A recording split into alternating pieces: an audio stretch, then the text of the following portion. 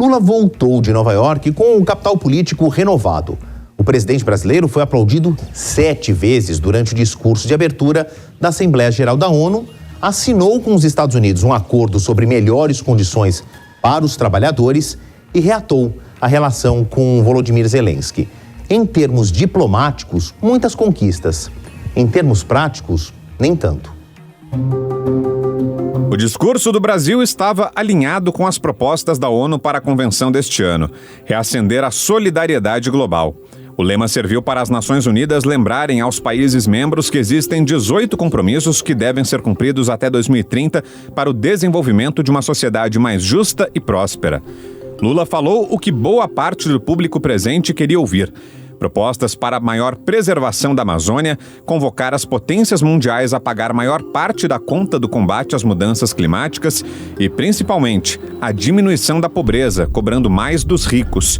Reduzir as desigualdades dentro dos países requer incluir os pobres nos orçamentos nacionais e fazer os ricos pagar impostos proporcionais ao seu patrimônio. No Brasil, estamos comprometidos a implementar todos os 17 Objetivos de Desenvolvimento Sustentável de maneira integrada e indivisível. É sempre o Brasil quem abre o evento. Tradição que remonta ao tempo da criação das Nações Unidas e como estas reuniões de alto nível foram se organizando. No papel de chefe de Estado, este foi o 8º discurso de Lula naquela tribuna, o que o coloca em um seleto grupo de poucos líderes de países presidencialistas a falar tantas vezes na Assembleia Geral. E diante de tamanho holofote, ele não podia perder a oportunidade de apresentar sua maior bandeira, a reformulação da ordem mundial. O presidente brasileiro é porta-voz da tese de que os países em desenvolvimento ganharam um novo protagonismo no século XXI. Agora, segundo ele, é preciso rever como o Conselho de Segurança, a Organização Internacional do Trabalho e o Fundo Monetário Internacional tratam aqueles que durante muito tempo ficaram à margem do sistema mundo. A representação desigual e distorcida na direção do FMI e do Banco Mundial é inaceitável. Não corrigimos os excessos da desregulação dos mercados e da apologia do Estado mínimo. As bases de uma nova governança econômica não foram lançadas. Lula também não poderia fugir do tema que, inevitavelmente, seria levantado pelas potências ocidentais: a guerra na Ucrânia. O presidente sabia que o assunto levaria a um campo minado, uma vez que faltou criticar a Rússia pela invasão. A saída foi jogar a culpa no grupo de 5 nações que, teoricamente, têm a prerrogativa de frear conflitos entre governos. O Conselho de Segurança da ONU vem perdendo progressivamente a sua credibilidade. Essa fragilidade decorre, em particular, da ação de seus membros permanentes, que travam guerras não autorizadas em busca de expansão territorial ou de mudança de regime. Paralelo à Assembleia Geral, Lula se encontrou com Biden. E por incrível que pareça, a reunião foi mais vantajosa ao presidente americano do que ao brasileiro. Os dois assinaram um acordo que prevê a defesa de direitos trabalhistas. O aperto de mão com um ex-metalúrgico veio a calhar para a Casa Branca, que enfrenta a pior greve nos Estados Unidos do setor automobilístico. Operários das 3 maiores fábricas de automóveis cruzaram os braços, justamente exigindo melhores condições de trabalho e salários mais generosos. A movimentação de Biden, junto a alguém que fez carreira política como líder sindical, pode ajudar na pré-campanha democrata de reeleição. Vamos aproveitar a tecnologia para beneficiar os trabalhadores. Isso significa garantir que as novas tecnologias, como a inteligência artificial e as plataformas avançadas, funcionem para os trabalhadores. E, finalmente, abordaremos a discriminação no local de trabalho.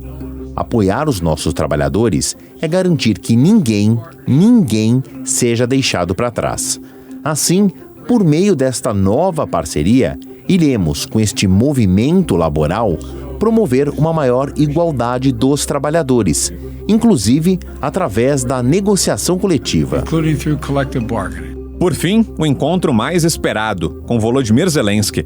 A conversa a portas fechadas durou pouco mais de 1 hora. Não houve a tradicional declaração conjunta à imprensa, sinal de que não houve nada de concreto a ser publicado. Manifestações só nas redes sociais. Ambos preferiram ficar nas frases superficiais. Na reportagem anterior, eu quis mostrar as diferenças entre o discurso da diplomacia e o chão da realidade. O que de prático Lula traz dos Estados Unidos para o Brasil? E aí, vou pedir ajuda do Gustavo Macedo. Obrigado por ter aceito o nosso convite. Gustavo, que é doutor em Ciências Políticas pela USP e professor da cadeira de Relações Internacionais no IBMEC aqui em São Paulo. E entre os seus estudos acadêmicos, ele estuda diplomacia e política externa brasileira. Então, não encontrei ninguém melhor para traduzir aí o discurso do Lula para a gente aqui, para nossa audiência. Gustavo, eu queria começar com o que eu destaquei aqui do discurso do Lula na abertura da Assembleia Geral da ONU. Ele fala de combate à desigualdade, preservação do meio ambiente, que são bandeiras importantes aqui desse terceiro mandato do presidente Lula, mas o que mais me chama a atenção é ele continuar levantando essa bandeira da reforma do sistema internacional. Menos olhar para o G7 e mais olhar para os antigos terceiro-mundistas. Isso faz algum sentido? Dá para ele realizar esse sonho? Marcelo, antes de mais nada, boa noite para os nossos amigos da Jovem Pan Internacional. A passagem do Lula pela ONU, na abertura da Assembleia Geral da ONU, tem que ser vista num contexto amplo. O Lula está encerrando o seu ciclo de viagens internacionais nesse momento. Agora ele volta para o Brasil e deve ficar por aqui até o final do ano. O Lula veio de outras reuniões ao longo deste ano, passou pelo G77, pelo G7, pelo G20, reunião do BRICS e antes estava em Cuba, a ida para Nova York. A gente tem que olhar essa participação dele dentro desse contexto mais amplo. O que ele está tentando fazer agora aqui é reajustar a política externa brasileira. Ele quer mandar um sinal. Diplomacia é basicamente acenos. Ele está querendo fazer um sinal para o restante do mundo, dizendo, olha, estou tomando de novo as rédeas da situação da política internacional, da política externa brasileira, e estou falando como um representante desse grupo de países que anda bastante descontente. Nesse primeiro episódio aqui, nessa fotografia, a gente tem o quê? Tem um Lula representante do Sul Global, né? O mundo em desenvolvimento que quer ter voz.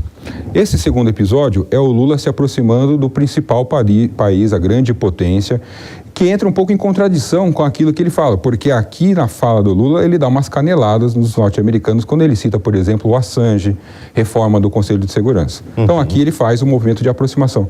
Esse aqui é uma síntese do que ele está fazendo até então. Quando ele se posiciona próximo do Zelensky, ele assume uma postura muito arriscada.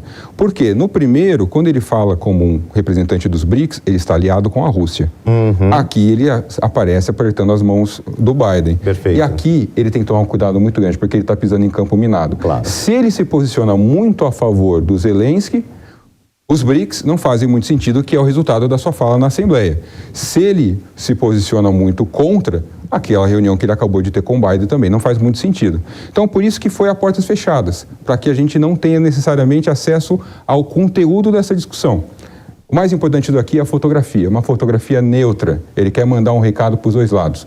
Continuo com a política de neutralidade, que é marca da política externa brasileira. Perfeito. Gustavo Macedo, doutor em Ciência Política pela USP, professor de Relações Internacionais do IBMEC. Bom, o Lula, como você falou, vai agora ficar um bom tempo, presumidamente, em território brasileiro, mas eu espero contar com os teus conhecimentos, Gustavo, para quando ele der voltas ao exterior, para a gente ler esses sinais da diplomacia brasileira fora do país. Com certeza, Marcelo. Muito obrigado, muito obrigado aos amigos da Jovem Pan Internacional.